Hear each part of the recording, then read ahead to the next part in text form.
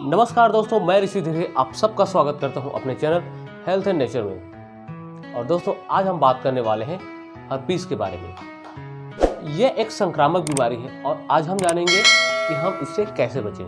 Herpes दो तरह के होते हैं, पहला ओरल हर्पीस और दूसरा है जेनिटल हर्पीस। ओरल हर्पीस में मुंह और होठों के आसपास छाले हो जाना इसका मुख्य लक्षण है। हर्पीस एक वायरल संक्रमण है और ये काफी आम वायरस है। WHO के मुताबिक ओरल हर्पीस दुनिया के लगभग 67% लोगों में होता है, वहीं जेनिटल हर्पीस 11% लोगों को ही होता है। जेनिटल हर्पीस एक सेक्सुअली ट्रांसमिटेड इन्फेक्शन है, यानी कि सेक्सुअल कांटेक्ट में आने से होता है और इसके बारे में न तो लोग खुलकर बात करते हैं और न ही खुलकर इसका इलाज करवाते हैं। ज्यादातर लोग अपने इस रोग को छुपाते हैं और ऐसा करके वो लोग अपनी बीमारी को बढ़ा देते हैं। सबसे पहले हम जानते हैं कि हर्पीस होता क्यों है। ये जो रोग होता है वो हर्पीस सिम्प्लेक्स वायरस की वजह से होता है और इसके दो टाइप्स होते हैं, टाइप 1 और टाइप 2।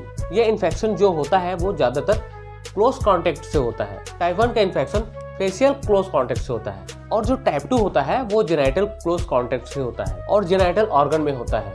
एक होता है हर्पीस जोस्टर।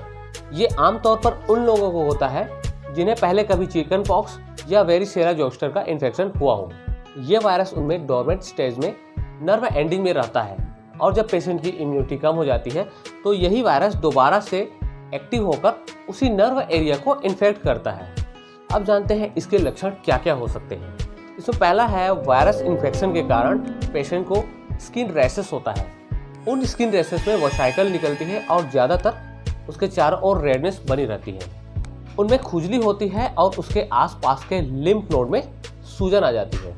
हर्पीस जोस्टर में पेशेंट को काफ़ी सीवियर पेन होता है। अगर फफोले शरीर के एक साइड में है तो वो उसी तरफ रहते हैं, दूसरी साइड में नहीं आते हैं। जैसे लेफ्ट साइड में है तो लेफ्ट साइड में ही रहेगा और राइट साइड में है तो राइट साइड में ही रहेंगे। मिड लाइन को कभी भी ये क्रॉस नहीं करते हैं। हर्पीस सिम्प्लेक्स वायरस के इन्फेक्शन में फफोले ज्यादातर होठों के आसपास रहेंगे या फिर जेनिटल एरिया में दिखेगा। कुछ केसेस में जेनिटल एरिया में अल्सर भी बन जाते हैं। इसके साथ पेशेंट को बदन दर्द हो सकता है, फीवर हो सकता है और कमजोरी भी आ सकती है। अगर हर्पीस सिम्प्लेक्स वायरस का इन्फेक्शन बढ़ जाए तो पेशेंट को सांस लेने में भी दिक्कत आ सकती है।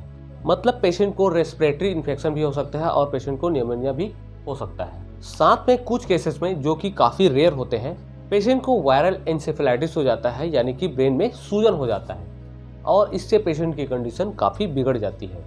दोस्तों, अब जानते हैं हर्पीस से हम बचाव कैसे कर सकते हैं। हर्पीस इन्फेक्शन मोस्ट कॉमनली उन लोगों में होता है जिनकी इम्यूनिटी कमजोर होती है, लेकिन कुछ केसेस में ये भी देखा गया है कि ये किसी को भी हो सकती है और किसी भी उम्र में हो सकती है। इसलिए इससे बचने के लिए सबसे पहले आपको अपनी इम्यूनिटी मजबूत रखनी है। साफ सफाई का पूरा ध्यान रखें, क्योंकि साफ सफाई की कमी की वजह से भी हर्पीस का इन्फेक्शन देखा गया है। जो इंसान हर्पीस वायरस से इन्फेक्टेड है उससे दूरी बनाए रखें। हर्पीस जोस्टर इन्फेक्शन के बचाव के लिए वैक्सीन भी उपलब्ध है, इसलिए आप वैक्सीन भी लगवा सकते हैं अगर आपको लगता है कि आपको फ्यूचर में कभी हर्पीस हो सकता है। जैसे ज़्यादा उम्र के लोग और बच्चे ये वैक्सीन लगवा सकते हैं। वैक्सीन के बाद ये इन्फेक्शन या तो बहुत माइल्ड होगा या होगा ही नहीं।